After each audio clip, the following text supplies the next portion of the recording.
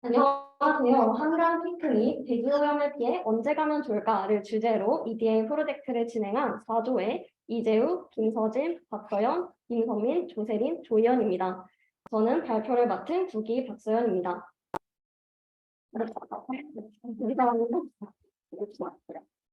목차는 다음과 같습니다. 우선 저희 조의 환경 데이터셋을 소개하겠습니다. 서울시 대기오염도 정보를 연도별, 월별, 시간별로 평균낸 파일 3개와 기간별로 각각 1평균, 시간평균을 낸 파일 2개, 지역구별 측정소 행정코드 정보가 담긴 파일 1개, 총 6개의 파일을 제공받았습니다. 보시면 데이터명이 대기 오염도 정보인 것도 있고 대기 환경 정보인 것도 있는데 파일명만 다르지 변수 목록은 동일합니다. 이산화질소, 오존, 일산화탄소, 아황산가스, 미세먼지, 초미세먼지의 6개 대기오염 물질에 대한 농도 정보가 담겨 있습니다. 6개의 파일 중에서 저희가 사용한 데이터에 음영 처리를 해두었는데요. 3번과 5번 데이터가 시간 평균이라는 동일한 정보를 담고 있어 더 긴 기간을 커버하면서 결측치가 없는 5번 데이터를 선택했습니다. 6번은 말 그대로 단순 행정코드라 분석에 사용하지 않았습니다. 앞서 언급한 총 6개 대기오염물질 중에서도 4개를 선별하여 사용했습니다. 미세먼지, 초미세먼지, 이산화질소, 오존이 바로 그것인데요. 우선 미세먼지와 초미세먼지의 경우 일상생활에서 사람들이 가장 많이 관심을 기울이는 대기오염 지표이기 때문에 고민 없이 포함시켰습니다. 나머지 대기오염 물질은 발생 기작에 초점을 맞추어 선별했습니다. 이산화질소는 주 배출원이 자동차 배기가스라 도심지에서 평균 농도가 높아진다는 특성이 있는데요. 분석 대상이 서울이므로 이산화질소의 영향이 클 것이라고 생각해 포함시켰습니다. 오존의 경우 이산화질소가 햇빛과 강화 반응을 하여 생성되는 2차 오염물질이라 이산화질소와 농도가 반비례하는 밀접한 관계에 있어 함께 포함시켰습니다. 일산화탄소와 아황산가스는 다른 대기오염 물질과 상호작용을 덜하기도 하고 영향력이 상대적으로 적은 편이라 제외했습니다. 연도별 평균 대기오염도 정보는 최대 1987년부터 2023년까지, 월별 평균 대기오염도 정보는 1987년 1월부터 2023년 1월까지 데이터를 포함하고 있습니다. 결측치를 출력해봤더니 이산화질소나 오존에 비해서 미세먼지와 초미세먼지의 결측치가 훨씬 많은데요. 이는 관측 시작 시점의 차이 때문입니다. 이산화질소와 오존은 대체로 1987년부터 데이터가 존재하지만 미세먼지는 1990년 후반부터, 초미세먼지는 2010년 초반부터 데이터가 존재하는데요. 미세먼지와 초미세먼지의 관측 공백을 모두 결측치로 간주하였기 때문에 결측치가 매우 많아진 것입니다. 이에 이산화질소와 오존 결측치는 평균으로 보관하였고 미세먼지와 초미세먼지의 경우 관측 시작 시점 이후의 데이터를 잘라서 사용하였습니다. 기간별 1평균 대기환경 정보는 2022년 1월 14일부터 2023년 1월 14일까지, 기간별 시간평균 대기환경 정보는 2019년 1월 1일부터 2020년 4월 30일까지의 데이터를 포함하고 있습니다.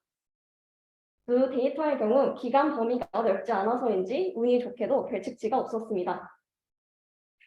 다음은 프로젝트의 핵심이라 할 수 있는 주제 선정 과정입니다. 데스사렘에 들어와서 받았던 첫 미션 엠문엔답을 기억하시나요? 그 중에 데스사렘 친구들과 소풍을 간다면 어디로? 라는 문항이 있었는데 정말 많은 분들께서 피크닉 장소로 한강을 뽑아주셨습니다.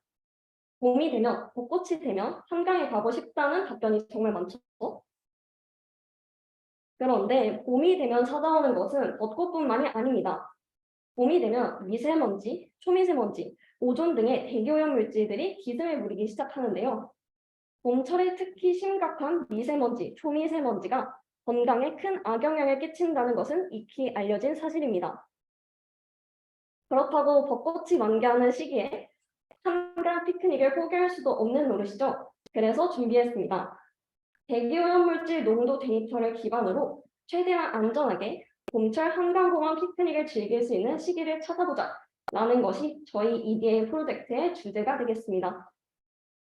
화면에 보이는 첫 번째 워드 클라우드는 한강과 나들이를 키워드로, 두 번째는 미세먼지를 키워드로 하여 각각 100건의 블로그를 셀레니움을 이용해 크롤링해서 각 키워드에 대한 사람들의 관심사를 알아보았습니다.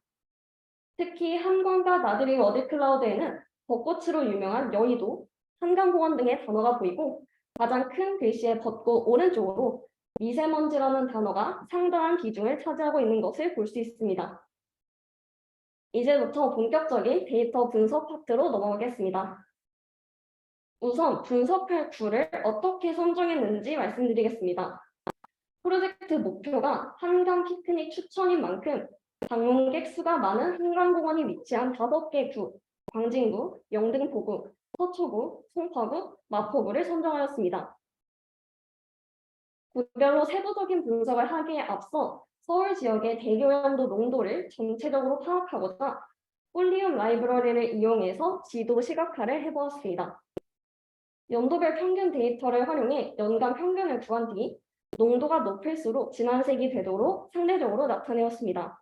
그 결과 미세먼지의 경우 광진구와 서초구가 특히 높은 수치를 보였고 초미세먼지는 분석 대상인 5개 구 모두가 전반적으로 높은 수치를 나타내었습니다. 이산화질소는 서초구와 영등포구가 비교적 높았고 오존은 영등포구가 그나마 높은 수치를 보였는데 오존의 경우 대체로 도심지보다는 서울 외곽의 산림 지역에서 높은 수치를 나타내었습니다. 이는 앞서 언급했듯이 오존이 그 생산 기작에 의해 이산화질소와 반비례 관계에 있기 때문인데요. 산림 지역은 교통량이 적어 이산화질소 농도가 낮은 대신 오존 농도는 높은 경향을 보이는 것입니다. 이제 구별 세부 분석 내용을 소개하겠습니다. 5명의 팀원들이 5개 구를 하나씩 맡아서 분석했기 때문에 구별로 결과물이 조금씩 다른데요. 이를 통일할까도 고민을 해봤지만 각자의 결과물을 그대로 소개하는 것이 팀원들의 개성도 살릴 수 있고 발표가 더욱 다채로워질 것 같아서 그렇게 하기로 결정했습니다. 다만 한강공원 추천을 할 때는 통일된 결론이 나와야 하므로 각자가 맡은 구는 자유롭게 분석하되 결론만 통일된 방식으로 산출하였습니다. 먼저 뚝섬 한강공원이 위치한 광진구입니다. 우선 연도별 평균 데이터를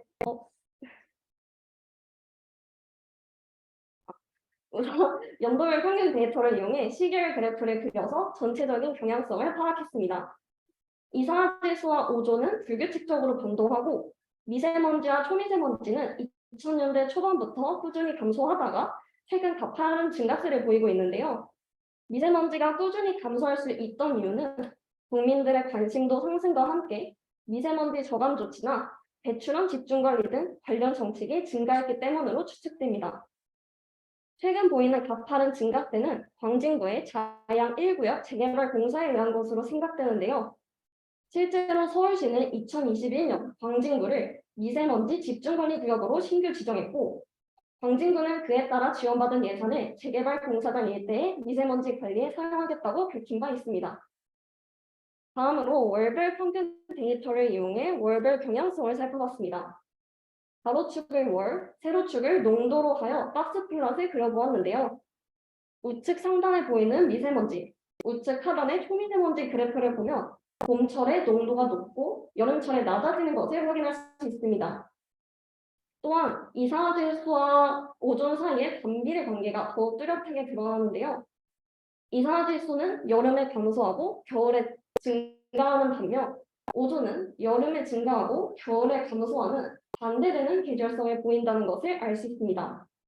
실제로 이산화질소와 오존이 이러한 계절성을 가지는 게 맞는지 통계적으로 검증하기 위해 투샘플 t-테스트를 활용해 보았습니다. 이산화질소의 경우 여름 평균과 겨울 평균이 같다를 비무가설로, 여름 평균이 겨울 평균보다 작다를 대립가설로 하여 관측 검정을 수행했는데요. 그 결과 p-value가 0.05보다 작게 나와 비무가설을 지각할 수 있었고 이산화질소의 여름 평균이 겨울 평균보다 작음을 통계적으로 검증할 수 있었습니다. 오존의 경우 여름 평균이 겨울 평균보다 크다를 대립가설로 하여 관측 검정을 수행했는데요. 이 또한 비무가설을 기각할 수 있었고 오존의 여름 평균이 겨울 평균보다 큼을 확인할 수 있었습니다. 다음은 3, 4월의 일평균 데이터를 활용해 요일별 분석을 진행한 결과입니다. 데이트 타임 모듈의 위크데이 함수를 활용해 요일별 평균을 내어서 활용했습니다. 피크닉 요일을 추천하기 위해서는 대기오염 물질별로 스케일을 통일하여 비교하는 것이 좋을 것 같아 스탠더드 스케일러를 사용해 표준화를 시켰습니다. 그리고 4개 대기오염 물질을 모두 고려하기 위해 각 요일별로 대기오염 물질의 농도를 합산하여 비교하였는데요. 그 결과 월요일이 압도적으로 농도가 낮았습니다. 시간 평균 데이터를 이용해서 일변화 경향성도 살펴보았는데요. 이산화질소는 오전 8시에서 10시, 오후 8시에서 10시에 출퇴근 시간대에 농도가 높았는데 이때 교통량이 증가함에 따라 이산화질소의 주요 배출원인 자동차 배기가스가 많이 방출됐기 때문으로 보입니다.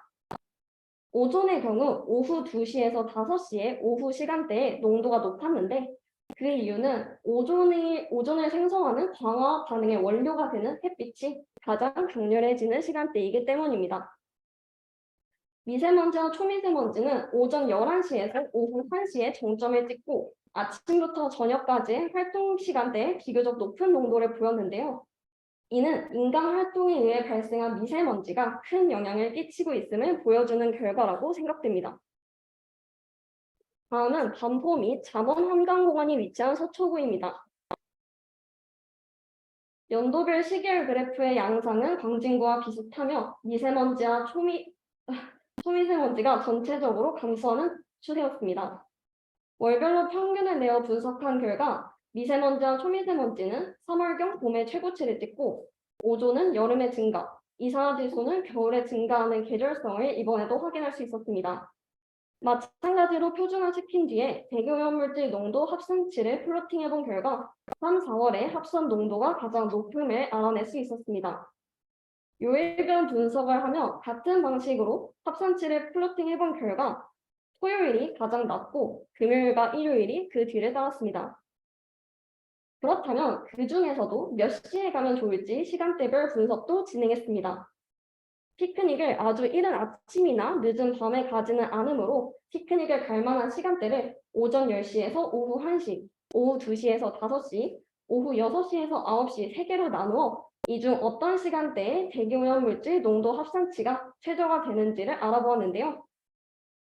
그 결과 토요일은 오후 6시에서 9시, 금요일은 오전 10시에서 오후 1시, 일요일은 오후 2시에서 5시 시간대에 합산 농도가 가장 낮음을 확인할 수 있었습니다. 다음은 난지 및 망원 한강공원이 위치한 마포구입니다. 마포구의 경우 미세먼지 집중 분석을 진행했는데요.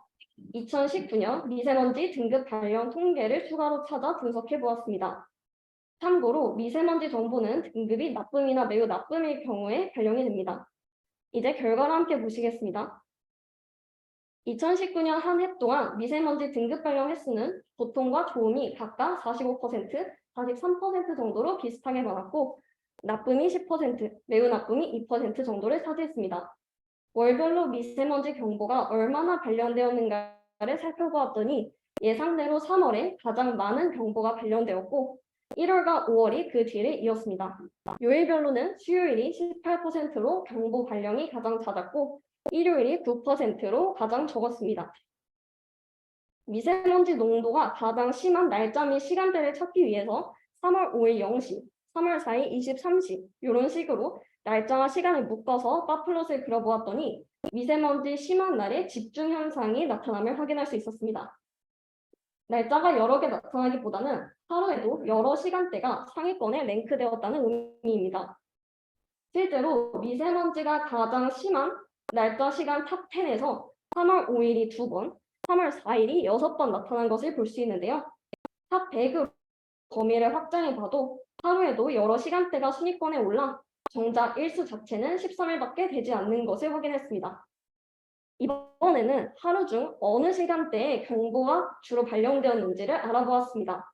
그 결과 오전 10시에서 오후 12시, 오후 2시에서 4시의 활동 시간대에 경보 발령이 잦았음을 확인했습니다. 다음은 양화 및 여의도 한강공원이 위치한 영등포구입니다. 연도별 시계열 그래프는 다른 구들과 양상이 비슷했습니다. 또한 월별 시계열 그래프에서 이산화질소와 오존에 반대되는 계절성을 다시 한번 확인할 수 있었는데요. 옆에 파플롯에서 미세먼지와 초미세먼지의 3, 4월 농도가 비교적 높다는 사실을 시각적으로 볼 수 있는데 T테스트까지 진행해본 결과 실제로도 3, 4월 평균 농도가 나머지 월 평균 농도에 비해 유의미하게 높음을 검증할 수 있었습니다. 요일별 분석을 하며 합산치를 플로팅해본 결과 주말에 특히 낮았습니다. 그렇다면 주말 중에서도 어느 시간대에 가면 좋을지를 3개 시간대로 나누어서 분석했는데요. 그 결과 주말 모두 오후 2시에서 5시에 방문하는 것이 가장 좋겠다는 결론이 나왔습니다. 마지막으로 잠실 한강공원이 위치한 송파구입니다. 연도별 시계열 그래프는 마찬가지로 다른 구들과 비슷했습니다. 다음으로 각 대기오염물질 데이터별로 주목할 만한 특징이 있는지를 살펴보았는데요. 미세먼지와 초미세먼지의 경우 대체로 비슷한 추이를 가지며 이산화질소나 오존에 비해서 이상치가 상대적으로 많다는 특징이 있었습니다. 이상치를 제외하고 낮과 밤의 농도 차이를 살펴보기도 했는데요. 오전 9시에서 오후 9시를 낮, 그 반대를 밤으로 설정하고 분석했더니 낮에는 미세먼지와 오존 농도가 높고 밤에는 이산화질소와 초미세먼지 농도가 높았습니다. 특히 생성 과정에서 햇빛의 영향을 많이 받는 오존에서 낮과 밤의 차이가 뚜렷하게 나타났습니다. 발표 1분 내로 마무리하겠습니다. 월별 분석을 통해 3, 4월 벚꽃 시즌과 나머지 시즌의 차이를 알아보았는데요. 4개 대기오염물질 모두 벚꽃 시즌의 평균이 나머지 시즌 평균보다 높음을 시각적으로도 확인할 수 있었고 T테스트 결과도 같은 결론에 도달했습니다. 요일별 분석의 경우 미세먼지, 초미세먼지, 이산화질소의 세 대기오염 물질이 최저를 찍는 일요일이 피크닉하기에 가장 적합하다는 결과가 나왔습니다. 시간대 분석 결과 오후 2시에서 3시가 가장 좋은 시간대인 것으로 나타났는데 이 시간별 그래프의 경우 대기오염 물질 농도 합산치를 순위별로 나열한 후 양수 음수를 변경해서 점수가 가장 높은 시간대가 최적의 시간대가 되도록 직관적으로 나타낸 것입니다. 이제 대망의 결론입니다. 각 구별로 한강 피크닉을 가기 좋은 요일과 시간대를 함께 추천하는 것으로 결론을 내리고자 하였는데요. 앞서 구별 분석에서 최적의 요일이 평일이 나온 경우도 있었는데 현실적으로 피크닉을 평일에 가기 어려우므로 요일은 금, 토, 일로 시간대는 오전 10시에서 오후 9시로 한정하여 추천을 해보았습니다. 각 오염물질을 농도 데이터를 표준화한 뒤 4개 대기오염물질에 대한 합산치가 가장 낮은 요일 및 시간대를 추천한 결과입니다. 마지막으로 프로젝트를 마무리하며 느낀 한계점을 말씀드리겠습니다. 첫 번째는 미세먼지와 초미세먼지 데이터에 이상치가 많아 평균의 오류가 우려된다는 점입니다. 두 번째로 대기오염물질의 농도는 풍속이나 강수량 등 기사 환경이나 교통량, 코로나 등의 사회적인 변수 등 정말 많은 요인에 영향을 받을 수 있지만 이를 고려하지 못했다는 점입니다. 이는 결론의 깊이에 대한 세 번째 한계점으로도 이어지는데요. 대기오염물질의 농도에 대한 사후 분석만 진행하였기 때문에 결론의 깊이가 다소 부족한 것 같아서 아쉽다는 의견이 있었습니다.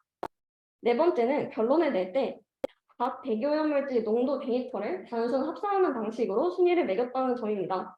유해성이나 영향력에 따라서 대기오염물질별로 가중치를 부여하자는 의견이 있었으나 그 기준을 세우는 것 자체가 쉽지 않아 실현하지 못한 점이 다소 아쉬움으로 남았습니다.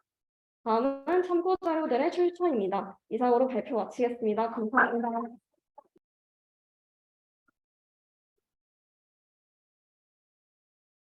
발표 시작하겠습니다. 안녕하세요. 저희는 가이드 for 스타트업스 EDA 가이드 for 스타트업스를 주제로 발표하게 될 EDA B조 조보경, 김영현, 임세민, 장현빈 그리고 발표자 전대병입니다.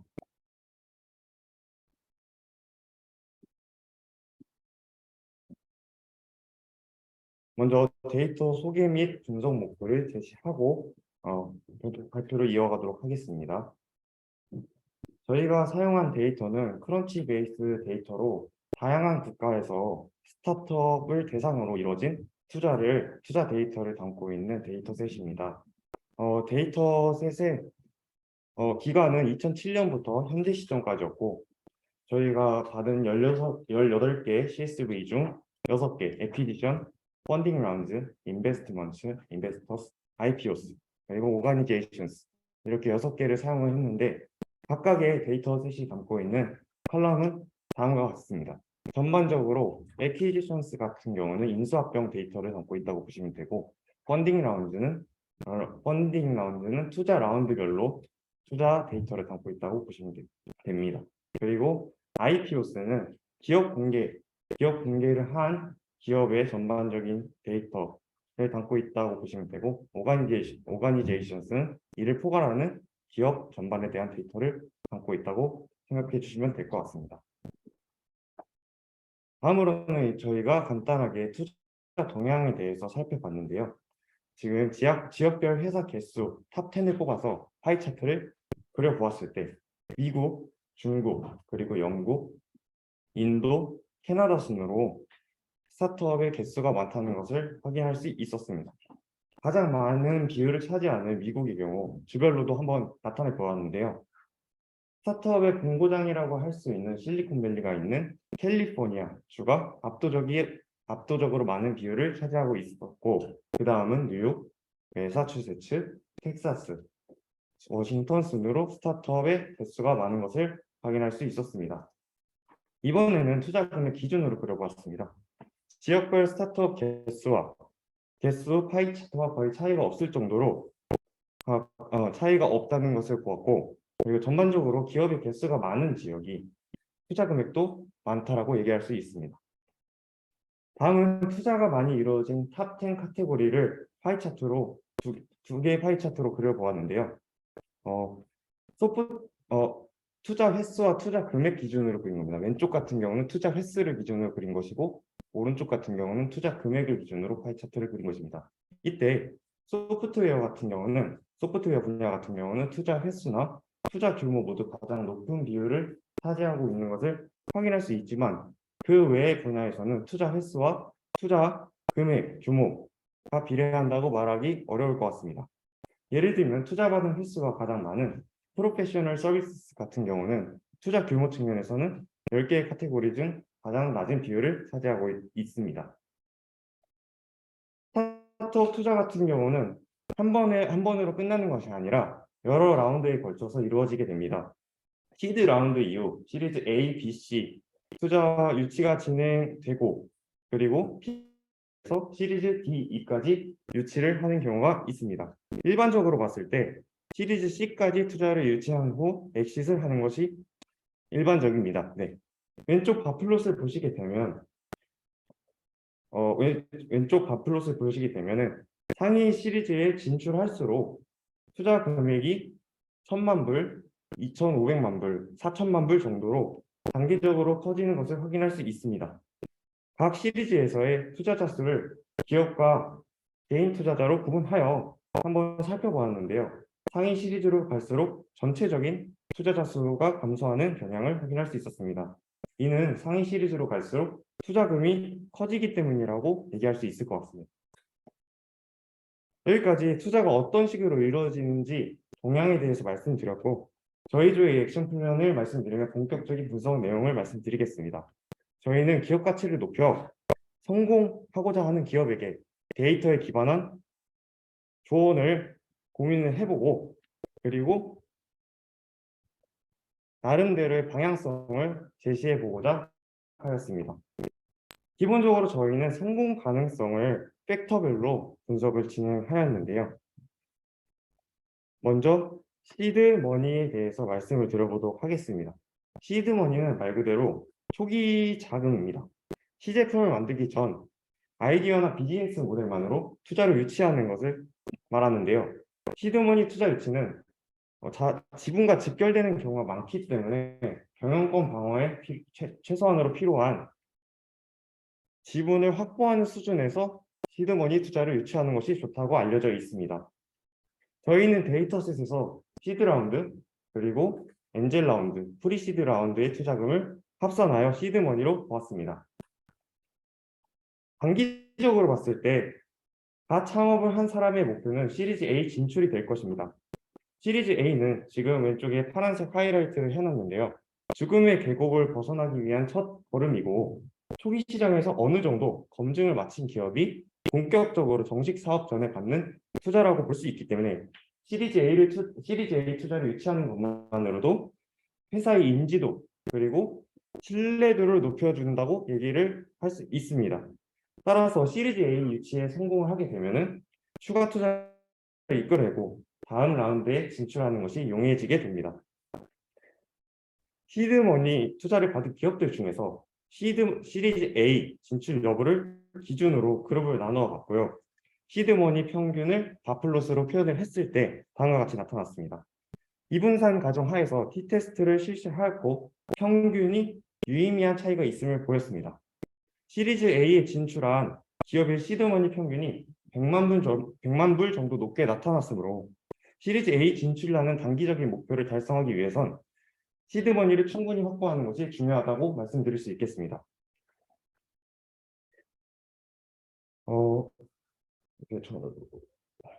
다시 전 슬라이드로 돌아가서 스타트업의 장기적인 목표에 대해서 한 번 더 말씀드리고 싶은데요.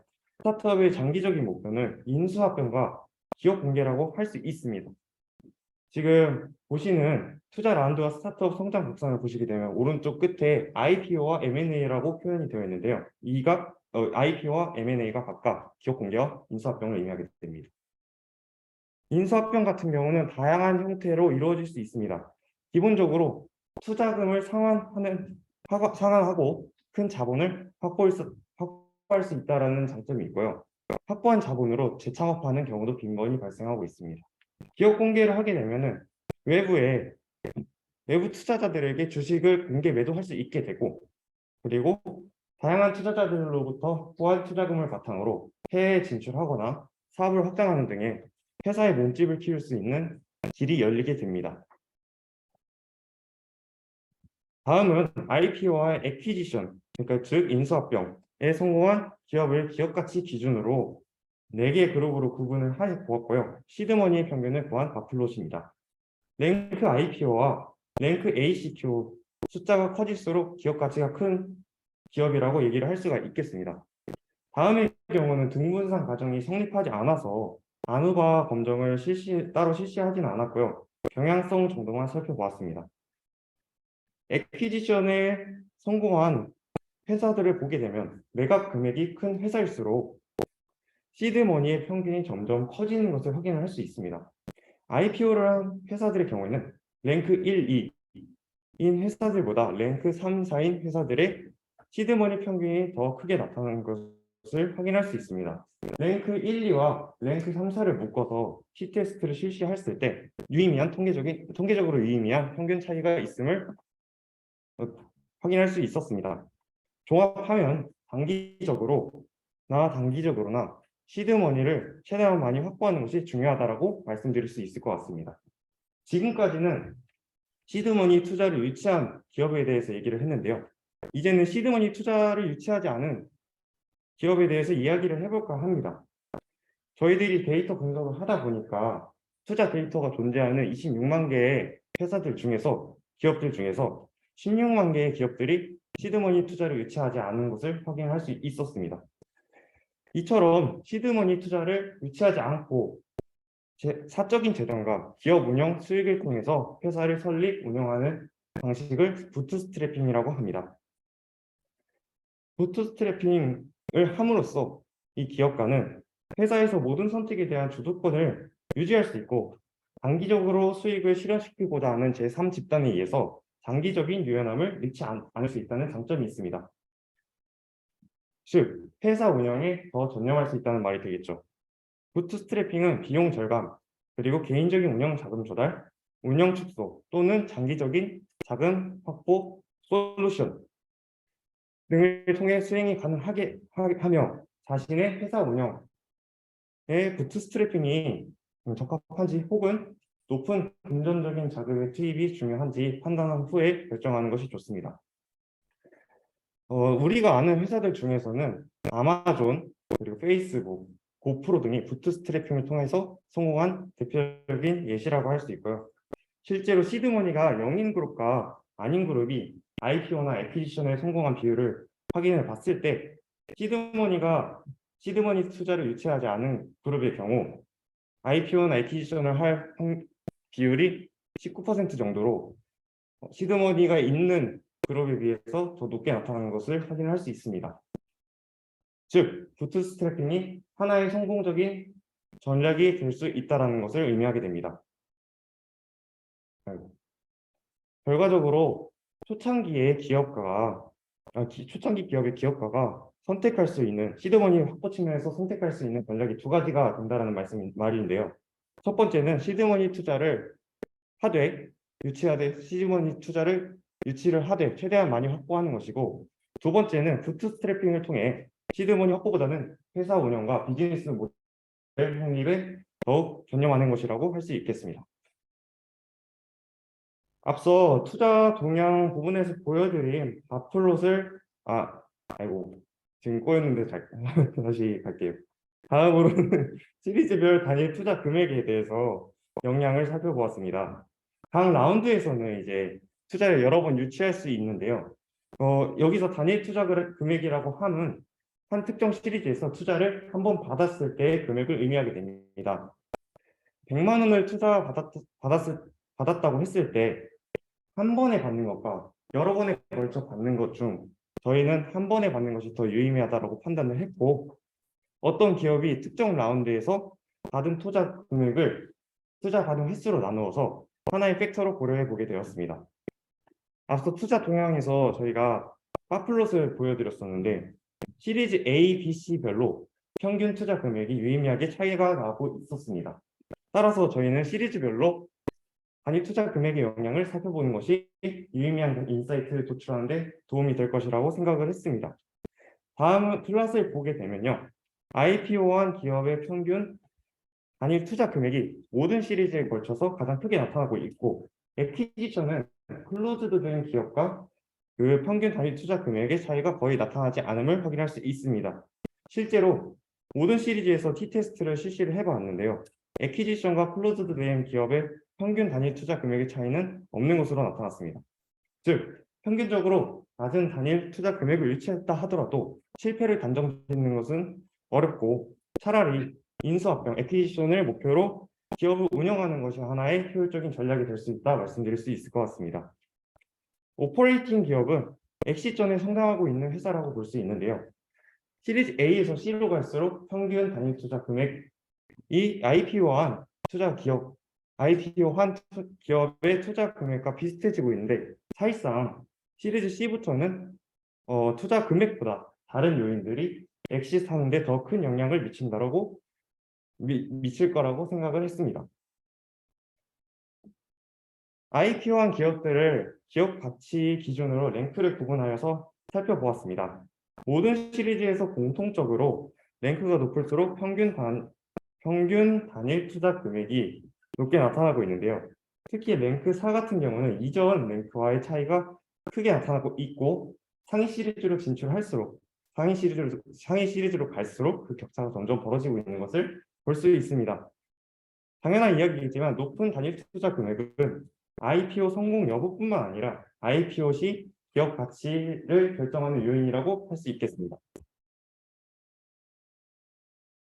앞서 말씀드렸듯이 애퀴지션에 성공한 기업의 평균 단일 투자 금액은 IPO나 오퍼레이팅인 기업보다 높지 않았다라고 말씀을 드렸었습니다. 그러나 애퀴지션한 기업들 내에서는 상위 랭크인 기업들이 평균 단일 투자 금액이 유의미하게 높게 나타나고 있으며, 단일 투자 금액이 애퀴지션 여부를 결정하는 요인은 아니지만, 결정적인 요인이 아닐 수는 있지만 기업 가치에는 영향을 주는 요인이 될 수 있다고 생각을 합니다. 추가적으로 저평가되거나 고평가된 기업들을 살펴보고 인사이트를 도출하고자 하였는데요. 그래서 저희 나름대로 새로운 지표를 만들어서 적용을 시켜봤습니다.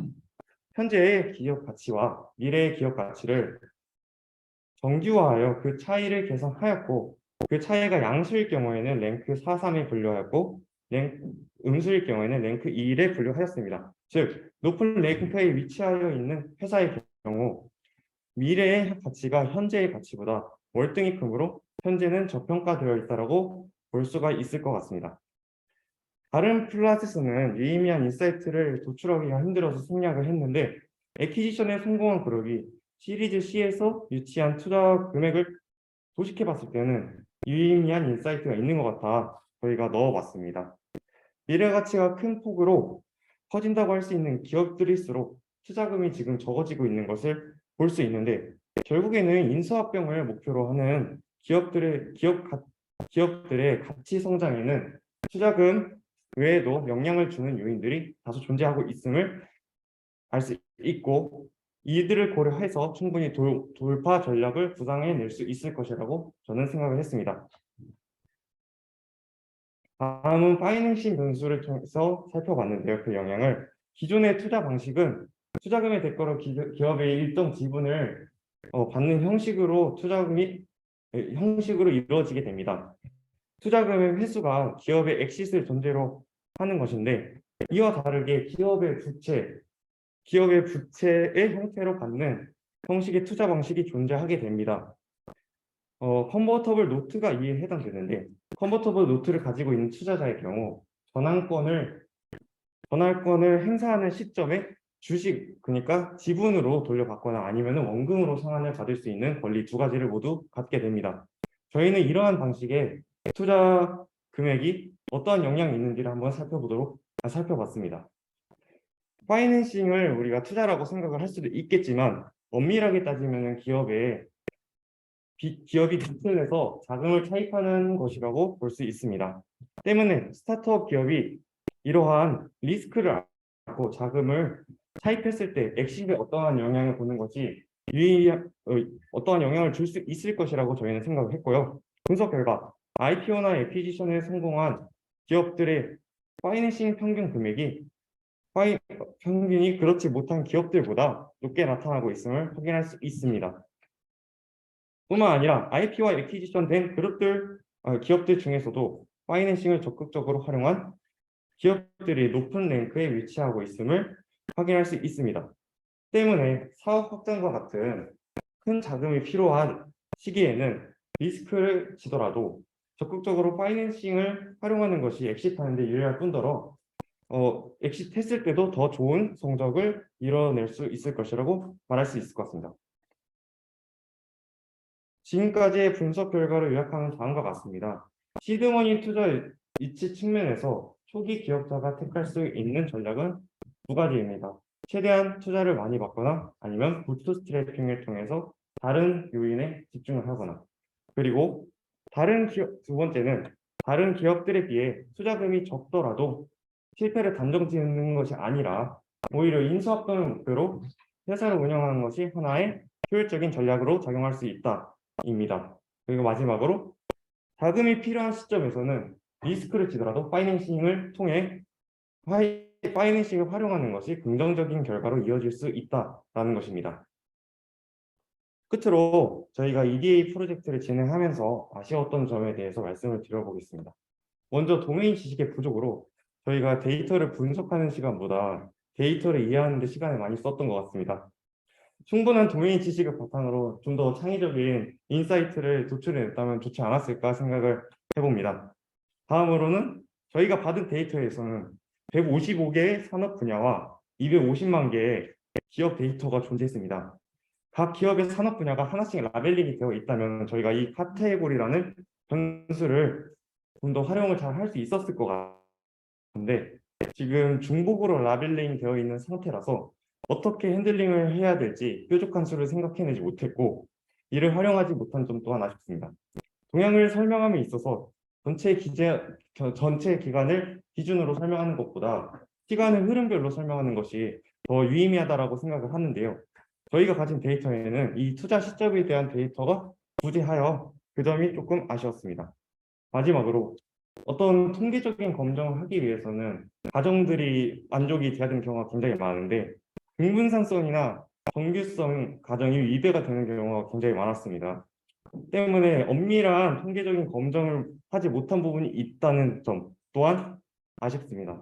이분산 가정 하에서도 아노바 검정을 하거나 아니면 비모수 검정을 통해서 이러한 저희들이 도출하고자 하는 그런 결과들을 검증할 수 있는 그런 방식에 대해서도 공부를 해보도록 하겠습니다. 지금까지 발표 들어주셔서 감사합니다. 네, 안녕하세요. EDA조의 발표를 맡은 서연우입니다. 저희가 배정받은 코스피 지수 데이터를 통해서 주식시장의 일회 현상, 즉 주식시장에 존재하는 미신에 대해 분석한 결과를 발표해 보도록 하겠습니다. 목차는 다음과 같습니다. 주식시장 미신 정의 및 데이터 소개, 미신의 검정, 그리고 결론 순으로 이어집니다. 미신이라고 불리우기도 하는 주식시장의 일회 현상이란 다양한 국가의 서로 다른 시장에서 상당한 일관성을 가지고 관측되는 기존으로는 설명할 수 없는 실증 결과를 뜻합니다. 이러한 일회 현상은 시장의 비효율성 혹은 기존 이론의 불완전함을 보여주는 현상으로 판단되기도 합니다. 예시를 하나 드리자면 마철로의 저주라는 미신이 있습니다.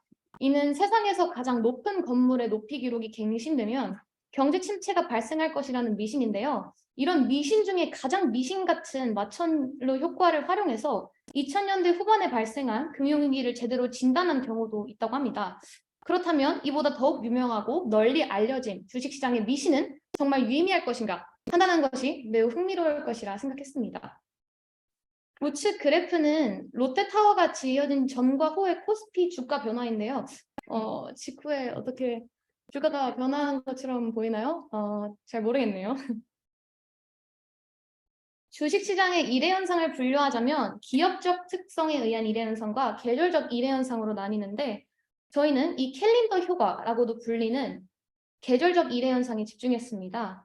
사실 시장이 효율적이라면 알려진 이론, 정보 등이 모두 사용될 것이기 때문에 계절적으로 요일별 혹은 월별의 시간대에 따라서 수익률의 주기성을 기대하기 어렵습니다. 그러나 그러한 양상이 나타남을 뉴스에서 증권사에서 미신이라는 이름으로 찾아볼 수 있기 때문에 이러한 미신들이 실제로 존재하는가에 대해 분석하고 검증해 보았습니다.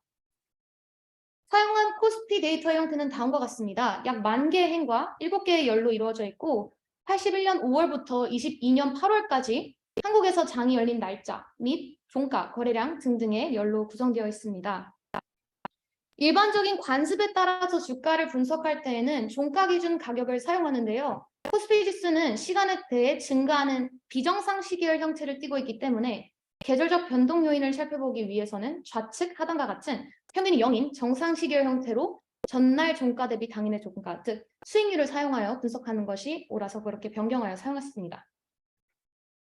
다음으로 주식시장 미신의 종류입니다. 크게 요일간 효과 그리고 월간 효과로 나눠볼 수 있는데요. 요일간 계절 효과에는 월요일에 수익률이 낮다는 월요일 효과, 그리고 월간 계절 효과에는 1월에 수익률이 높다는 1월 효과, 연말에 수익률이 높다는 연말 효과, 그리고 마지막으로 7월에 수익률이 높게 나타난다는 서머랠리 등등이 있습니다. 그래서 저희는 이렇게 총 4가지의 효과에 대해 실제로 존재하는지 검증 여부를 한번 판단해 보았습니다. 첫 번째로 월요일 효과입니다. 월요일 효과 또는 주말 효과는 증권 거래소가 개장하는 5일 중에 월요일의 주가 상승률이 다른 날에 비해 유난히 낮은 현상을 뜻합니다. 저희는 월요일의 평균 수익률이 다른 날보다 낮음을 그래프를 통해 확인할 수 있었고 T-테스트를 진행한 결과 이는 통계적으로 유의미하다 판단했습니다. 이렇듯 월요일 효과가 존재하는 이유에 대한 설명으로는 2가지를 줄 수 있는데요. 첫 번째로 기업들이 의도적으로 장 마감 이후에 금요일 이후에 부정적인 기사를 발표하기 때문에 월요일에 장 시작 시 매도가 많이 나오기 때문이라는 가설입니다. 그리고 두 번째로는 금요일 장 마감 이후에 발표된 새로운 정보들에 의해서 시장의 불확실성이 높아지기 때문이라는 가설이 있습니다. 두 번째 가설을 보자면 2005년부터 약 17년간 발표된 중요도가 높은 요일별 경제지표 중에 장 마감 이후에 발표된 경제지표의 수가 가장 많음을 볼 수 있습니다. 이렇듯 장 마감 이후 축적된 정보의 양이 많으면 월요일에 이 정보들이 한 번에 반영이 되면서 주식시장의 변동성이 커질 것이고 변동성이 커질 것이라 예측을 한 투자자들은 위험회피 심리에 의하여 시장을 이탈할 것이라 판단했습니다. 그러면 이런 시장의 불확실성에 대한 지표로 저희는 V코스피 지수를 분석해 보았습니다. V코스피 지수는 코스피 200의 옵션 투자자들이 예상하는 시장의 변동성, 즉 시장에 대한 공포 지수를 나타냅니다. 따라서 월요일의 V코스피 지수가 다른 요일보다 높다라는 가설을 추가적으로 세워보게 되었습니다.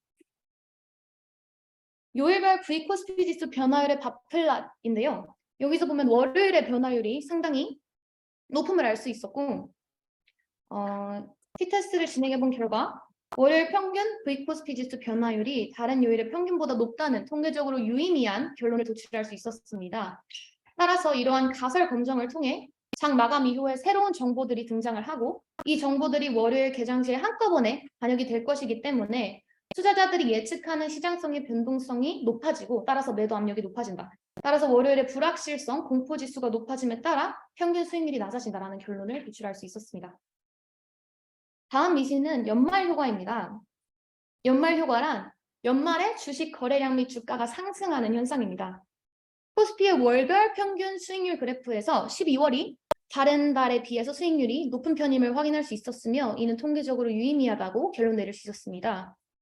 또한 12월 중에 주가가 상승한 해가 하락한 해보다 많다는 가설 역시 통계적으로 유의미하므로 이로써 연말 효과는 실제로 존재하는 현상으로 결론을 내릴 수 있었습니다.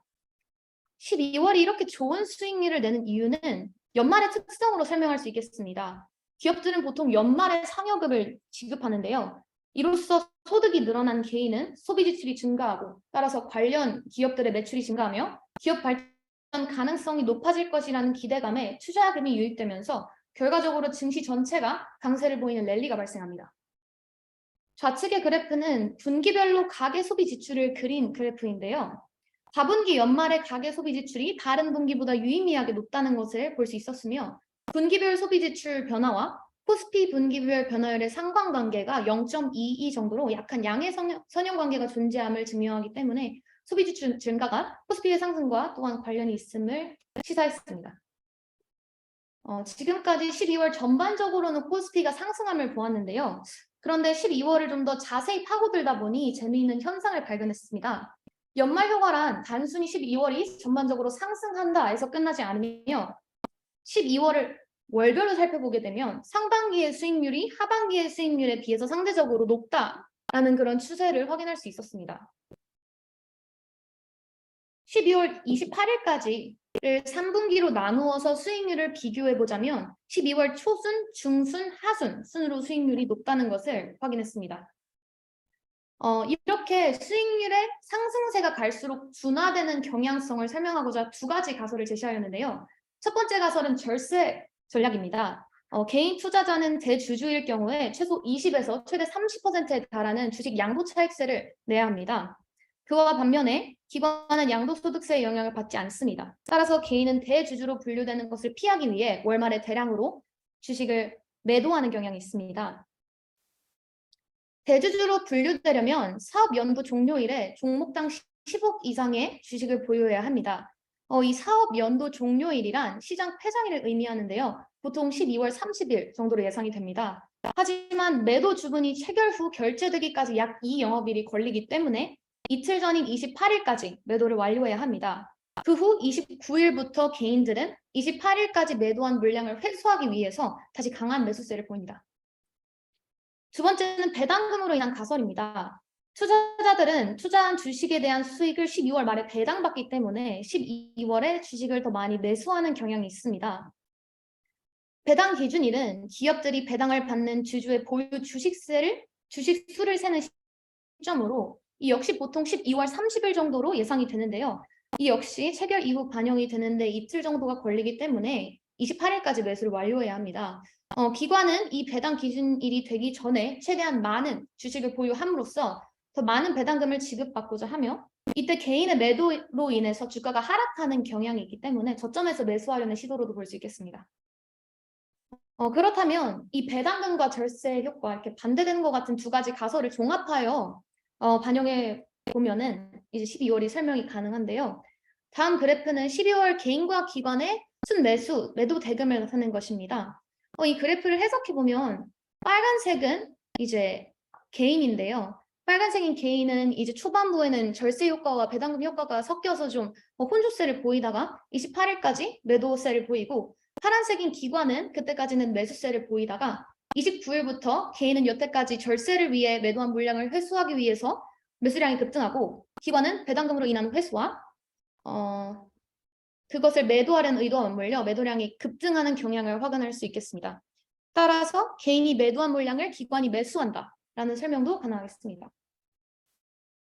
정리하자면 연말 효과는 존재하며 12월 상반기 주가가 크게 상승하고 28일까지 하반기에는 덜 상승하는 경향으로 나누어 생각해 볼 수 있고 그 요인에는 첫 번째로 배당금, 그 뒤에는 양도소득세가 있겠습니다. 다음으로 1월 효과입니다. 1월 효과는 특별한 호재가 없음에도 불구하고 1월의 주가 상승률이 다른 달에 비해 크게 나타나는 현상입니다. 주로 코스피보다는 코스닥, 대형주보다는 중소형주에서 많이 나타나는 현상입니다. T테스트를 진행해본 결과 1월의 수익률이 다른 달의 평균 수익률보다 높다는 가설은 통계적으로 유의미하다고 결론을 얻었으며 1월 효과가 존재한다고 볼 수 있겠습니다. 1월 효과가 존재하는 이유에 대해서도 크게 두 가지가 있습니다. 첫 번째로는 신년에 대한 기대감. 이제 새해니까 신나게 시작해볼까 하면서 이유 없는 낙관이 발생한다는 것인데요. 두 번째로는 절세 매각 효과가 있습니다. 연말 효과에서 이어지는 부분인데요. 개인이 대주주 요건을 피하기 위해서 28일까지 계속 매도한 물량을 29일부터 지속적으로 매수하며 이러한 매수세가 1월까지 이어지는 것으로 볼 수 있겠습니다. 개인 투자자의 평균 월별 순매매 대금을 확인해 보면 12월에는 가장 강한 순매도 그리고 1월에는 가장 강한 순매수가 일어남을 확인할 수 있습니다. 이 그래프에 기관 순매매 대금까지 합쳐지면 개인과 기관이 대칭적임을 알 수 있습니다. 12월에는 개인이 매도하고 기관이 매수, 1월에는 개인이 매수하고 개인이 매도함을 알 수 있습니다. 12월과 1월의 월별 개인 순매매 대금의 P-value를 그린 바플랫인데요. 왼쪽은 12월, 오른쪽은 1월로 X축은 다른 월들, Y축은 그 월들과의 목평균 차이 P-value입니다. 12월은 11월을 제외하고는 각각의 모든 월보다 평균이 낮다고 결론 내릴 수 있었으며 1월 같은 경우에는 2월부터 6월까지는 평균이 완전히 다르다고 볼 수는 없겠지만 하반기인 7월부터 12월보다는 평균의 차이가 있다고 매수 경향이 더욱 강력하다고 결론 내릴 수 있습니다. 그리고 이러한 절세 매각 효과로 인한 1월 효과가 코스피보다는 코스닥 그리고 대형주보다는 중소형주에서 더욱더 잘 나타난다는 현상이 있는데요. 이는 시가총액이 작을수록 개인의 매도나 매수의 영향을 크게 받기 때문입니다. 좌측 그래프는 12월 말일을 100으로 두었을 때 일평균 종가 트렌드를 그린 것인데요. 10일까지는 증가하는 추세이며 그러한 증가 폭이 코스피보다는 코스닥에서 더욱 큼을 알 수 있습니다. 또한 우측 그래프에서 옅은 파란색인 코스닥이 1월 효과가 더 극명하게 나타나는 것 또한 확인할 수 있습니다. 마지막으로 서머랠리입니다. 서머랠리란 초여름인 6, 7월에 나타나는 강세 주식장을 의미합니다. 미국에서는 1964년 이후에 여름철마다 주기적으로 나타난다고 뉴스에서도 언급하기도 하는 매우 잘 알려진 현상인데요. 미국의 S&P 지수, S&P 500 지수를 확인해 보면 7월의 평균 수익률이 크게 상승함을 알 수 있습니다. 이 또한 T테스트를 수행해 본 결과 코스피의 7월 평균 수익률이 다른 달들의 평균 수익률보다 크며 7월 동안 지수가 상승한다, 서머랠리가 발생한다라고 결론을 지을 수 있겠습니다. 서머랠리의 발생 원인으로는 첫 번째로 코스피에서 가장 큰 비중을 차지하는 반도체 기업들의 호황, 두 번째로는 시장이 호황일 때 투자자들이 미리 주식을 사놓고 떠난다, 여름 휴가를 떠난다라는 이유를 들 수 있겠습니다. 먼저 반도체 기업들은 코스피에서 가장 큰 비중을 차지합니다. 대표적인 예로는 삼성전자와 SK하이닉스가 있는데요. 삼성전자의 코스피 비중은 약 20%에 달하고 상관관계가 월별 상관관계가 약 0.74, 굉장히 높은 상관관계를 가지고 있습니다. SK하이닉스의 비중은 4.5% 정도이고 상관관계는 무려 0.51에 달합니다. 이 우측의 그래프가 삼성전자의 주가 수익률 그리고 SK하이닉스 그리고 코스피 주가 수익률을 함께 나타낸 그래프인데요. 7월에 세 가지 지수가 함께 좋아지는 모습을 확인할 수 있습니다. 따라서 반도체 대기업들이 7월에 좋은 실적을 내기 때문에 코스피도 7월에 좋은 실적을 내지 않겠는가라는 가설을 세워보았는데요. 반도체 기업들이 이 시기에 좋은 실적을 거둔 이유는 삼성전자를 비롯한 반도체 산업이 이 시기에 수출 호황을 경험하기 때문입니다. 반도체 산업의 월별 평균 수출액 그래프에서 수출액이 9월에 가장 높아진다는 것을 확인할 수 있습니다. 물론 반도체 기업 주가가 높아진 것은 7월이기 때문에 시기적으로 차이가 2개월 정도 존재한다고 할 수 있겠지만 주가는 선행성이 높은 지표이기 때문에 3분기에 시작될 반도체 산업의 호황을 2개월 정도 선행하여 반영한다는 추측 또한 가능하겠습니다. 반도체 수출 증가율과 삼성전자 및 SK하이닉스 주가 수익률을 함께 그린 그래프입니다. 이를 보면 약 2개월 정도의 시차를 두고 같은 방향으로 움직이는 모습을 확인할 수 있는데요. 삼성전자의 경우 상관계수는 0.1 정도를 약간 웃돌며 SK하이닉스의 경우 상관계수는 0.19 정도입니다. 삼성전자의 경우 기무가설을 기각할 정도는 되지 못했는데 주력 산업인 반도체 외에도 전자제품 등 다양한 부문에 영향을 받기 때문으로 보입니다. 두 번째로 시장 호황에 따른 서머랠리 분석입니다. 애초에 서머랠리의 기원 자체가 기관 투자자들이 여름 휴가를 떠나기 앞서서 주식을 매수하고 떠난다는 데에서 비롯되었는데요. 주식 시장에 대한 기관 투자자들의 낙관을 은유적으로 표현하는 현상이라 보시면 되겠습니다.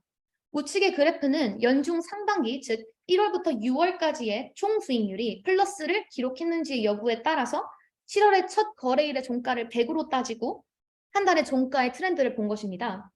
상반기에 총 수익률이 플러스인해 이 파란색, 짙은 파란색을 보시면 평균적으로 7월 동안 주가가 상승함을 볼 수 있고 상반기 동안 총 수익률이 마이너스를 기록한 옅은 파란색 선을 보시면 7월 동안 종가가 하락함을 볼 수 있습니다.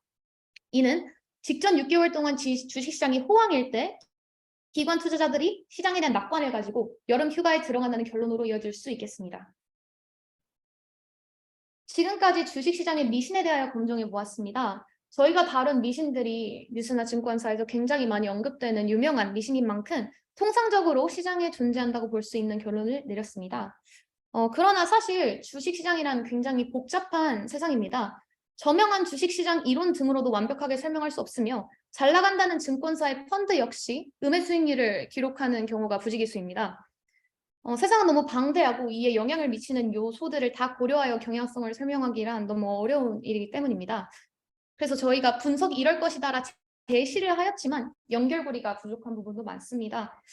그러나 이렇게 무작위 같은 방대한 시장에서 미약하게라도 이례 현상이 존재한다는 것을 보여드리고 싶었고 또 이러한 관계성이 존재하는 원인을 짚어내려고 또 노력을 해보았습니다. 또한 앞으로 여러분들이 주식 투자하실 때 만약 이게 도움이 된다면 정말 그것만큼 더 큰 의의가 없을 것 같습니다. 네, 지금까지 A조의 발표였습니다. 감사합니다. 네, 안녕하세요. 저는 상권 분석을 통한 신생기업 창업 전략을 주제로 발표하게 된 이데이 발표 발표자 이승원입니다. 저희의 콘텐츠는 다음과 같습니다. 여기서는 7가지로 나타내져 있지만 크게는 3가지 단계로 진행되겠습니다. 먼저 첫 번째, 소개 단계입니다. 소개 단계에서는 데이터와 그에 따른 주요 개념들을 소개하고 그리고 분석 목표를 제시할 예정입니다. 저희의 분석 동기는 다음과 같습니다. 퇴직 시기는 빨라지는데 경기는 안 좋고 자식들 취업은 늦어지고 우리 부모님 세대의 노후 대비 걱정 한 번쯤 다들 들어보셨죠? 많은 장년층들이 인생의 2번째 취업을 시작하고 있습니다. 퇴직금을 들고 새로운 자영업을 시작하는 것이죠. 그러나 어디에 어떤 업종으로 사업을 시작해야 할지 막막합니다. 기사를 보면 대부분이 충분한 분석을 하지 않고 뭐가 뜬다더라는 식으로 사업을 시작하고 그래서 퇴직금을 종종 날리기도 하죠. 그래서 저는 이런 고민과 위험을 가지고 있는 분들을 위해 상권을 분석하고 사업을 시작하기에 가장 적합한 업종을 찾아주고 사업 전략을 제시하는 것을 목표로 EDA를 진행했습니다. 다음은 데이터 소개입니다. 저희의 데이터는 상권 변화 지표, 분기별 연차별 생존율, 인구, 매출, 성별, 연령 변화 추이입니다. 분석을 위해 사용한 데이터셋을 먼저 매출 데이터에 존재하는 결측치들을 제거한 후에 행정동 코드와 시군구 코드를 포함한 영역 데이터를 멀지하고 하나의 큰 데이터를 만들었습니다. 이 데이터에는 86개의 컬럼 변수가 존재하는데요. 그 중에 필요한 변수 수만 추출해서 연령 분석 데이터와 성별 분석 데이터를 만들었습니다. 그 후에 좀 더 정확한 결과를 얻기 위해서 이상치를 제거하는 과정을 거쳤습니다. 그 다음은 직장인구와 상주인구 데이터입니다. 먼저 로우 데이터에서 2022년 상권 코드명, 총 직장 인구수, 총 상주 인구수, 그리고 서비스 업종 코드명을 선택해서 모두 이것만 제하고 모두 드랍시킨 다음에 여기 비율이 보이시죠? 이 비율은 상주 인구분의 직장 인구를 한 비율입니다. 그래서 상권 내 비율별로 업종별로 원하딩 코딩을 진행했습니다. 그래서 이 개수를 합산한 후에 구간별로 업종의 수를 파악했습니다. 그리고 나중에 사업 전략에서 설명할 지역화폐 데이터는 사업 전략 단계에서 설명드리도록 하겠습니다. 네, 다음은 상권 분석을 이해하기 위해서 가장 기초적인 개념을 이해할 필요가 있어서 설명을 드리고자 합니다. 상권은 총 4개로 분류됩니다. 상권 축소, 정책, 다이나믹, 상권 확장 4가지입니다. 저희가 EDA 목적으로 하는 것은 신생 기업이 어떻게 잘 살아남을 수 있느냐기 때문에 상권 확장에 주목합니다. 그 이유는 상권 확장 지표는 폐업한 사업체의 평균 영업 기간이 길기 때문에 비교적 신생 기업은 폐업할 확률이 길기 때문에 그나마 좀 생존율을 높여보자라는 의미와 생존한 사업체의 평균 영업 기간이 짧기 때문에 비교적 신생 기업이 살아남을 확률이 높다고 판단하였기 때문입니다. 그래서 이렇게 이 개념을 가지고 저희는 상권을 선택하고 그 후에 업종을 선택하는 과정을 거쳤습니다. 상권을 선택할 때 처음에는 구를 선택했습니다. 구를 선택한 기준은 상권 확장 지역이 어디인지 서울 전역을 기준으로 보았을 때 성동구와 성북구가 뽑혔습니다. 그 다음에는 행정동을 선택해야겠죠. 그랬을 때 성동구는 이렇게 5가지가 상권 확장 지역으로 선택되었고 성북구는 다음 8가지가 상권 확장 지역으로 선택되었습니다. 자, 이것만 가지고는 굉장히 부족하겠죠. 그래서 다음 기준으로 세운 것은 신생 기업의 3년 생존율이 얼마나 되는지를 보았습니다.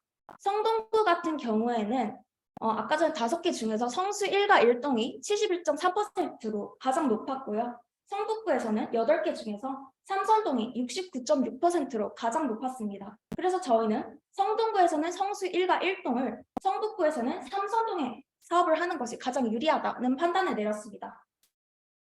그 모든 것을 합쳤을 때 가장 진하게 나오는 폴리움에서 보이는 것이 이 위치가 성동구에서는 성수 1과 1동, 그리고 성북구에서는 삼선동입니다. 상권을 선택을 했으면은 그 다음에는 업종을 선택해야겠죠. 업종을 선택하는 기준은 총 4가지입니다. 첫 번째는 성별, 두 번째는 연령대, 세 번째는 인구, 네 번째는 매출입니다. 처음에는 성별 업종 선호도를 보았습니다. 왼쪽 데이터를 보시면은 남성과 여성의 차이가 꽤나 유의미한 차이로 보이는데 테스트를 진행해본 결과 유의미하지 않다는 결론이 났습니다. 그래서 남성과 여성의 인구에 있어서 유의미한 차이가 없기 때문에 남성과 여성이 모두 좋아하는, 모두 선호하는 업종을 선택하는 것이 유리하다고 판단했습니다. 성북구 삼선동도 마찬가지입니다. P밸류를 보면 0.7로 아주 높게 나왔죠. 그래서 인구에 있어서 유의미한 차이가 볼 수 없다고 판단했고요. 여기 역시 남성과 여성 모두가 선호하는 업종을 선택하는 것이 바람직하다고 보았습니다. 그래서 각각 성수 1과 1동은 남성과 여성이 모두 선호하는 업종은 다음 업종이 선택이 되었고 마찬가지의 방식으로 보았을 때 남성과 여성이 모두 선호하는 업종은 각각의 파란색과 핑크색의 비율이 거의 비슷한 업종이 되겠죠. 그래서 그런 식으로 선택된 업종이 다음의 업종입니다. 이렇게 성별 업종을 보았으면 연령대별 업종 선호도를 보아야 합니다. 먼저 성수 1과 1동의 연령대별 매출을 보았을 때 매출 1위는 40대, 매출 2위는 30대입니다. 그래서 40대와 30대를 합쳐보면은 50%가 넘습니다. 그래서 30, 40대를 겨냥을 하게 되면은 전체 매출 50%를 겨냥할 수 있어서 30, 40대가 선호하는 업종을 선택하는 것이 사업상 유리한 전략이라고 보았습니다. 그래서 30, 40대가 선호하는 업종을 보았습니다. 그랬을 때 추출된 결과는 전자상거래업, 슈퍼마켓, 화장품 등이 추출되었습니다. 다음은 삼선동입니다. 삼선동 역시 마찬가지의 방식으로 연령대별로 매출을 보았을 때 연령대별 매출 1위는 50대, 2위는 40대입니다. 그래서 40, 50대가 선호하는 업종을 선택하는 것이 유리하다고 판단했습니다. 그랬을 때 40, 50대가 선호하는 업종은 한식 음식점, 슈퍼마켓, 반찬가게, 육류 판매 등이 추출되었습니다. 그 다음으로는 직장 인구와 상주 인구 비율을 통해서 업종을 선택해 보았습니다. 왼쪽 데이터를 보시면은 상주 인구분의 직장 인구 비율이 0에 수렴하고 있다는 것을 보이시죠? 이것은 상주 인구가 직장 인구보다 압도적으로 많은 경우가 보편적이라는 것을 보여줍니다. 왜냐하면 상주 인구가 분모에 있는데 이 수가 굉장히 많으니 0에 수렴하고 있는 거겠죠? 근데 코엑스나 지하상가와 같이 상주 인구가 있을 수 없는 지역도 있습니다. 이러한 지역은 당연히 직장 인구가 많게 되는데 그러한 지역은 드물기 때문에 저희는 이를 이상치로 삭제하고 다시 데이터를 보았습니다. 그것이 오른쪽 데이터입니다. 그래서 저희는 0.1로 구간을 나눴습니다. 그래서 이 비율이 성수 1과 1동은 0.1과 0.2 사이에 들어가고 삼선동은 0.2와 0.3 사이에 위치하는 것을 파악했습니다. 그래서 그 후에 주황색 데이터를 보시면 성수 1과 1동이 포함된 0.1에서 0.2 사이에 상주인구와 직장인구 비율, 유사한 비율을 갖는 상권들이 주황색 데이터입니다. 그래서 서울시 전체 평균과 비교해 본 결과 호프 간이주점, 화장품, 육류 판매, 철물점 다음 4가지가 우세하다는 것을 파악했습니다. 같은 방식으로 삼선동을 보았을 때는 반찬가게, 호프 간이주점, 세탁소가 우세한 업종이라는 것을 파악할 수 있었습니다. 자, 저희는 성별, 연령, 인구 3가지 기준을 통해서 최종 업종을 선택할 수 있습니다. 성별에서도 화장품, 연령에서도 화장품, 인구에서도 화장품이 포함되어 있는 것을 보실 수 있죠. 그래서 저희는 성수 1과 1동에서는 사업을 할 때 화장품 사업을 하는 것이 가장 유의미하다라고 판단했습니다. 심지어 선호 연령을 보면은 화장품 같은 경우는 40대가 거의 60%, 30대가 10%로 30, 40대만 겨냥해도 매출의 60%를 겨냥할 수 있다고 70% 이상을 겨냥할 수 있다고 판단했습니다. 그리고 삼선동에서는 성별에서 반찬가게, 연령에서도 반찬가게, 인구에서도 반찬가게가 포함되어 있다는 것을 알 수 있습니다. 그래서 저희는 삼선동에서 사업을 할 거면 반찬가게를 해라 라고 추천할 수 있습니다. 여기서도 마찬가지로 40, 50대를 겨냥하면은 63.35%가 나오기 때문에 이렇게 유의미하다고 보실 수 있습니다. 자, 상권과 업종을 선택을 했으면은 그 다음에 사업 전략을 제시할 수 있어야겠죠.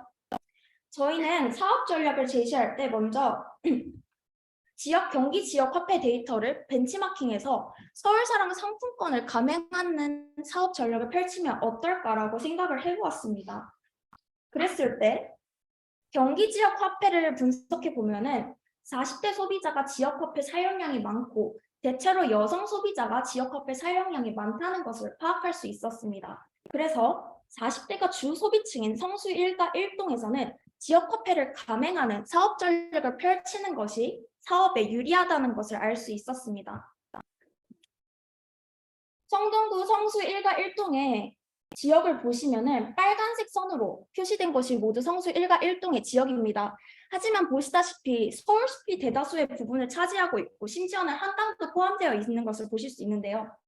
그래서 나머지 부분을 겨냥할 수 있어야 하는데 4번을 보시면 성수 1과 1동은 주로 공원 그리고 실면적지는 30% 내어 있기 때문에 기업 및 상권 밀집도가 높은 서울순역 근처, 여기서는 회색 지역이겠죠? 서울순역 근처가 유리하다는 것을 파악할 수 있었습니다. 그리고 연령 타겟팅을 할 때는 30, 40대 연령 타겟팅을 할 때 뭐 가격이 비싸더라도 질 좋은 상품을 구비해 놓거나 직장인이 근무하는 시간에는 10대, 20대를 10대, 20대가 좋아하는 가성비 화장품 위주의 진열을 해놓으면 어떨까 하는 사업 전략을 제시할 수 있습니다.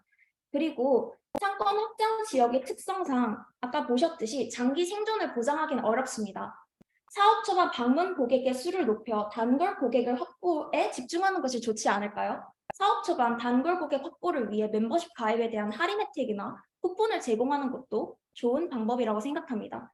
지역 화폐는 아까 전에 언급을 했으므로 그냥 넘어가도록 하겠습니다. 다음은 성북구 삼선동의 사업 전략입니다. 성북구 삼선동은 성수 1과 1동과 달리 뭐 숲이나 강이 있는 건 아니죠.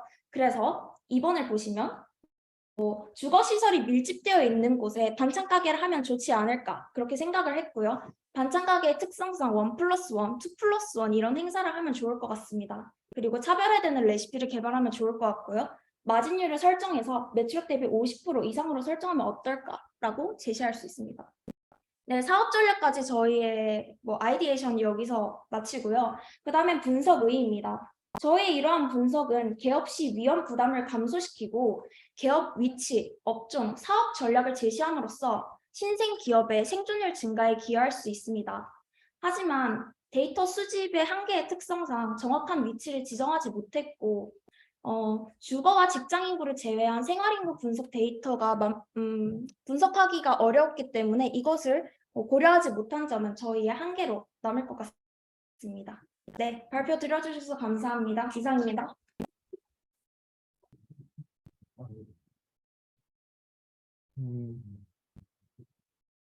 그럼 발표 시작할까요? 네, 발표 시작하도록 하겠습니다. 저희는 교통 데이터를 바탕으로 EDA 프로젝트를 진행한 5조 별칭 태워조 발표를 시작하도록 하겠습니다. 감사합니다. 네, 목차는 다음과 같고요.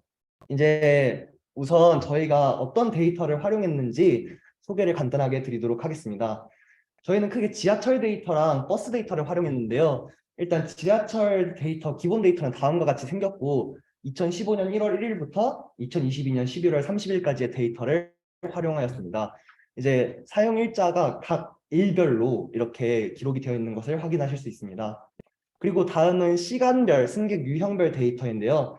이 데이터는 2022년 7월 1일부터 2022년 11월 30일까지의 데이터를 활용하였으며 이것도 아까와 같이 각 일자별로, 날별로 기록이 되어 있는 것을 확인하실 수 있습니다.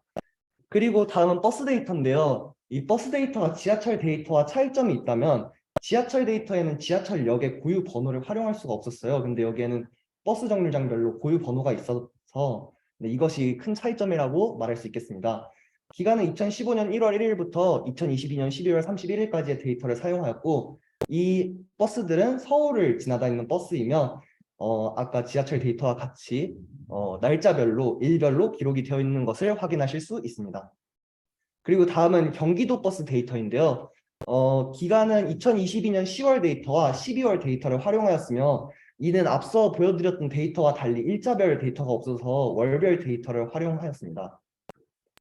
그래서 이제 저희가 보여드린 이 데이터들을 더 활용하기 쉽게 하기 위해서 전처리 과정을 거쳤는데 이에 대해서 소개를 해드리도록 하겠습니다. 우선 크게 두 가지 전처리 과정을 거쳤는데요. 먼저 동일역명 확인이라는 과정이 필요했습니다. 이게 뭐냐면은 지하철 공사에서 공개 입찰을 통해서 부역명을 추가하게 되었는데 이렇게 되면은 프로그램에서 다른 역을 인식하게 되다 보니까 이제 그 뒤에 부역명은 고려하지 않고 주역명을 기준으로 하나로 묶어주는 작업을 거쳤습니다. 그리고 저희가 시각화하는 과정에서 폰트가 한글로 한글로 되어 있으면 폰트가 깨지는 문제가 발생해서 이를 동적 크롤링을 활용해서 파파고를 통해서 번역을 한 다음에 영문으로 바꿔주는 과정을 거쳤습니다. 그리고 가끔가다 이렇게 가능력이 뭐 이상하게 번역이 되는 경우도 있었는데 이런 경우는 하나하나씩 손을 봐줘야 했습니다. 이제 버스 데이터도 아까와 같은 작업이 필요하리라고 생각했는데 아까 말씀드렸다시피 버스 정류장 고유 번호라는 게 버스 데이터에는 기록이 되어 있었기 때문에 그냥 버스 정류장 고유 번호로 이렇게 묶어주면 됐어서 따로 이 과정이 필요하지 않았고요. 영문명 변경 같은 경우에는 지하철과 같은 과정을 거쳐서 진행을 해주었습니다. 그리고 저희는 크게 이제 어떠한 사건을 기준으로 변화가 있어서 단기간의 변화만을 통해서 결론을 이끌어낼 수 있는 단기간에 대해서 주제를 한번 선택을 해보았고 그리고 어떤 정책으로 인해서 좀 장기간으로 변화를 봐서 결론을 이끌어낼 수 있는 장기간 효과에 대한 주제들로 나누어서 살펴보았는데요. 이제 먼저 단기간 효과에서 결론을 이끌어낼 수 있는 첫 번째 주제 이태원 사고에 대한 말씀을 드리도록 하겠습니다. 이제 저희는 이태원 사고를 교통 데이터로부터 좀 예방을 할 수 있지 않았을까 하는 의문이 들어서 이 주제를 선택했고요. 그래서 저희가 이제 가설 검증을 하기로 한 거는 할로윈 직전의 토요일과 10월의 다른 토요일들을 한번 비교를 해보기로 했습니다. 그래서 과연 승하차 승객 수가 유의미하게 차이가 있는지 증가를 했는지 단측 검정을 유의 수준 0.05로 해서 한번 확인을 해보기로 했습니다. 근데 이제 할로윈 직전 토요일이라고 한 이유는 저희가 승하차 객수 합을 해서 소팅을 해봤는데 할로윈 당일보다는 이제 보시면 할로윈 직전 토요일에 사람들이 더 역에 많이 몰리는 걸 확인할 수 있었어요. 그래서 할로윈 당일이 아닌 할로윈 직전 토요일과 다른 토요일들을 비교해 보기로 하였습니다. 그래서 이제 이태원역이랑 사람들이 평소에 많이 다니기로 유명한 역 이제 소팅을 해보니까 합계가 제일 많이 나온 역들 5개를 뽑아서 비교를 해보기로 했는데 T테스트를 해보니까 이태원역이랑 잠실역만 이렇게 유의미한 차이가 있었다라는 것을 확인할 수 있었습니다. 그럼 잠실역은 도대체 왜? 라고 생각하실 수 있는데 잠실역 근처에 롯데월드가 있지 않습니까? 롯데월드에서도 할로윈 관련 이벤트를 하거든요.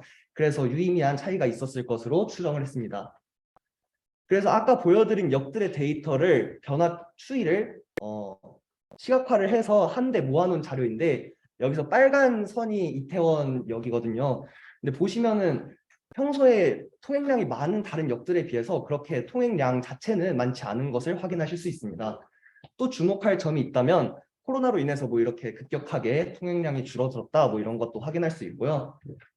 그리고 10월만 모아 놓았다면은 이제 할로윈은 한 달에 한 번이니까 4번에 한 번 이렇게 승객 수의 양이 많아져야 될 것 같은데 중간에 한 번씩 이렇게 뭔가 여기도 승객 수가 늘어났네 라는 걸 확인할 수 있는데요. 확인해 본 결과 해당 일들에는 이태원 지구촌 축제라는 공식 행사가 있어서 이로 인해서 승객들이 늘어난 것으로 추정하고 있습니다.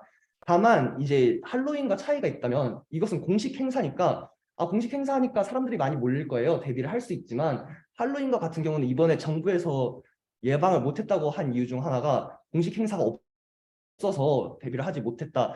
이런 거기 때문에 공식 행사가 있고 없고라는 차이점이 있다고 볼 수 있겠습니다. 그래서 저희가 여기서 결론을 도출해낸다면 공식 행사가 없더라도 어떠한 날짜에 주기적으로 통행량이 급증하는 경우가 있다면은 좀 예의주시를 할 필요가 있겠다. 이렇게 결론을 낼 수 있겠고요. 그리고 필요한 추가 분석이 있다면 아까 보여드렸다시피 통행량 자체보다는 어떤 지역의 특성에 따라서 그 통행량이 그 지역의 특성에 따라서 밀집도로 이어져서 그 밀집도가 높아지면 사고가 날 수 있는 거거든요. 그래서 이 지역별 특발은 밀집도도 파악이 필요하겠다. 그리고 시간대별로 분석을 한다면은 더 정확하게 이 사고 예방을 할 수 있겠다. 이렇게 추가 분석이 필요하다고 판단을 했습니다. 다음은 이제 작년 토요일에 있었던 카카오톡 먹통 사태입니다.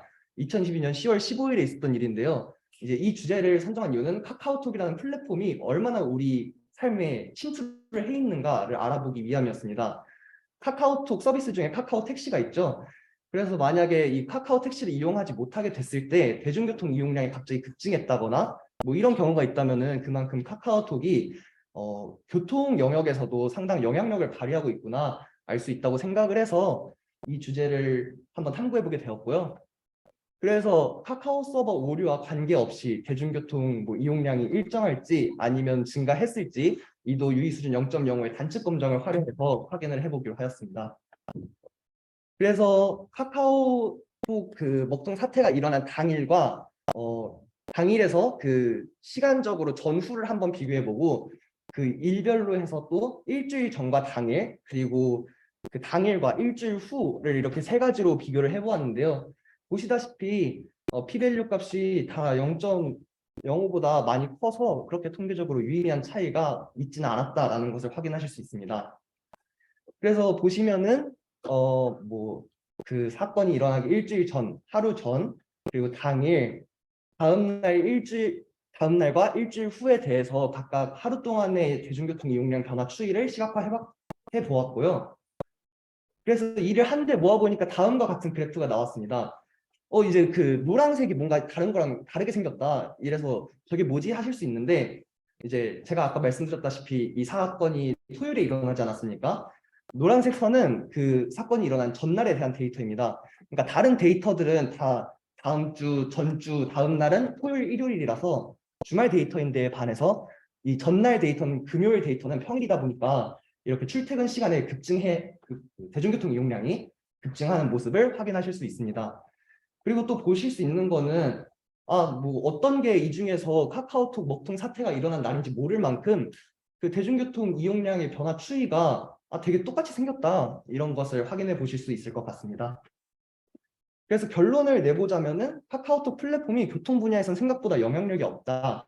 그래서 저희가 이걸 추가로 알아보니까 카카오톡 서비스를 20대들이 집중적으로 이용을 하다 보니까 전 세대가 이용하는 교통 수단에 있어서 그렇게 영향력을 발휘하지 못했다고 알아낼 수 있었습니다. 그래서 또 추가 분석이 필요하다면 그거 외에도 카카오 택시 대신에 뭐 타다 같은 다른 택시 앱이 있어서 그걸 대체로 이용하진 않았을까? 아니면 제가 아까 말씀드렸다시피 20대만 활용하니까 실제적인 점유율이 교통수단에 있어서 어느 정도 될까? 이런 것도 추가적으로 알아보면 좋겠다는 생각을 했습니다. 그리고 이제 정책으로 인해서 장기적인 변화를 통해서 정책을 다시 하겠습니다.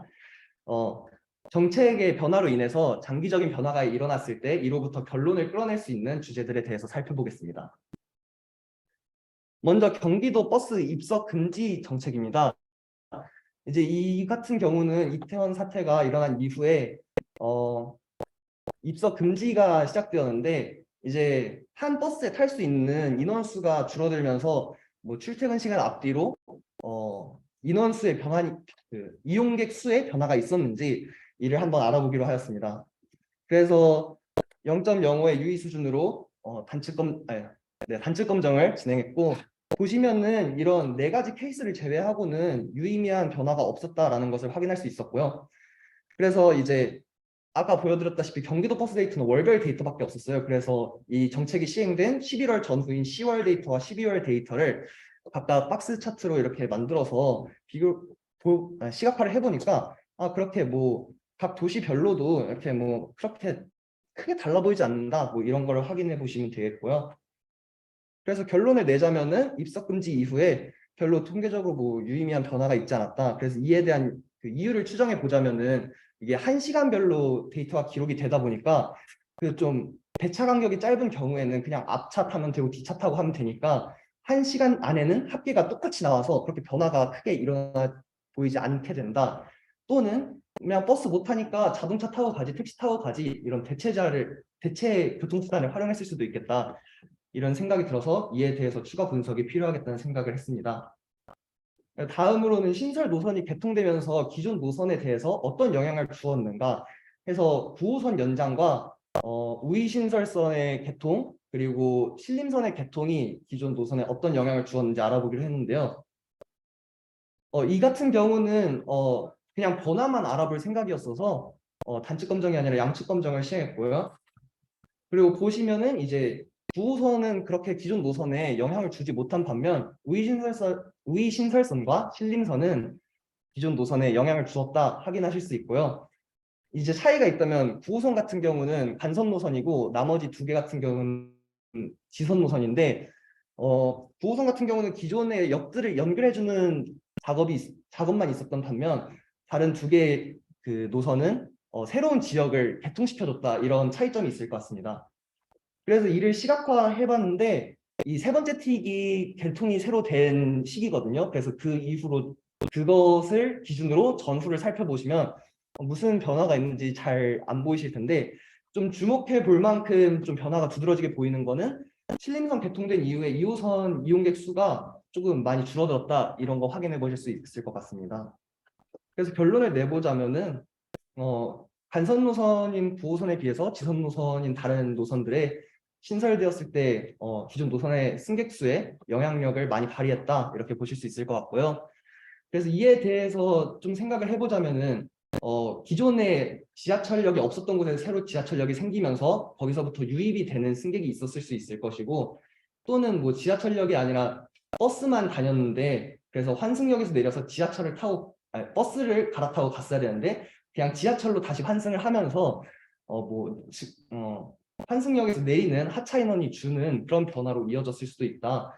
이렇게 생각을 해봤는데 이 같은 경우도 버스 데이터를 추가적으로 같이 분석해보면 좋겠다는 생각을 했습니다. 마지막으로 연세로 차 없는 거리 해제와 관련된 주제인데요. 작년에 이제 연세로 차 없는 거리가 해제된 이유가 주변 상권을 활성화시키겠다 이런 거를 목적으로 시행이 되었다고 알고 있는데 이제 상권이 활성화되기 위해서는 유입 인원이 늘어야 될 것이고 그러면 과연 정말로 유입 인원이 늘었는가 이를 확인해 보기로 하였습니다. 그래서 이것은 이제 증가했다 이걸 알아봐야 되니까 단축 검정을 시행했고요. 연세로 안에 있는 저 3개의 버스 정류장에 대해서 조사를 해보았습니다. 그래서 이 같은 경우는 일단 뭐 시각화를 해서 뭐 유의미한 변화가 보이나 한번 알아보려고 했는데 각 정류장의 모든 버스에 대한 그 변화 추이를 시각화한 것이거든요. 근데 시각화 자료에서는 그렇게 유의미한 뭐 변화를 확인하기는 어려웠고요. 검정을 진행해서 이 같은 경우는 p-밸류를 검정색에 가까울수록 0이 가깝다 뭐 이런 식으로 해서 히트맵으로 한번 제작을 해봤는데요. 플레이그라운드 앞에 있는 정류장 같은 경우는 승하차 객수에서 유의미한 증가가 있었다는 것을 확인할 수 있었고요. 그리고 타코벨 앞 정류장에서는 하차 객수에 있어서는 별로 뭐 유의미한 증가가 없었다는 것을 확인할 수 있었습니다. 그리고 유플렉스학 정류장 같은 경우에는 하차 객수에서 유의미한 증가가 있었다 확인하실 수 있고요. 이제 결론적으로는 뭐 방문 객수가 증가했다까지는 확인할 수 있는데 아까 보여드렸다시피 정작 그 연세로에 있는 소상공인의 상권과 가까이 있는 타코벨 앞 정류장에서는 이렇게 하차 객수가 많이 증가하지 않은 것을 보실 수 있어요. 그래서 과연 이가 상권 활성화로 이어졌을까? 이것은 또 주변 상권 데이터도 확인해 봐야 할 것이고 또 이게 정책이 시행된 지 얼마 되지 않았고 또 추가적으로 대중교통 전용지구 해제라는 정책이 올해 시행되었기 때문에 장기적으로 변화 추이를 계속 지켜봐야 할 것으로 보입니다.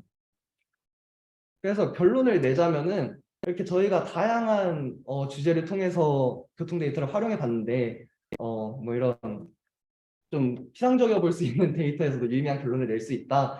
또 같은 데이터를 가지고도 저희가 5개 주제로 다양하게 방향을 잡아보면서 다양한 결론을 낼 수 있다. 그리고 또 저희가 이제 교통수단을 매일같이 이용하지 않습니까? 그렇기 때문에 조금 우리의 삶과 가까운 데이터이기 때문에 조금 우리의 삶과 연관된 새로운 결론들을 알아낼 수 있다. 뭐 이 정도로 마무리할 수 있을 것 같습니다. 사실 아쉬운 점이 남아있긴 한데 앞에서 저희가 추가 분석이라는 내용으로 언급했던 내용들이기 때문에 시간 관계상 넘어가도록 하겠습니다. 네, 감사합니다.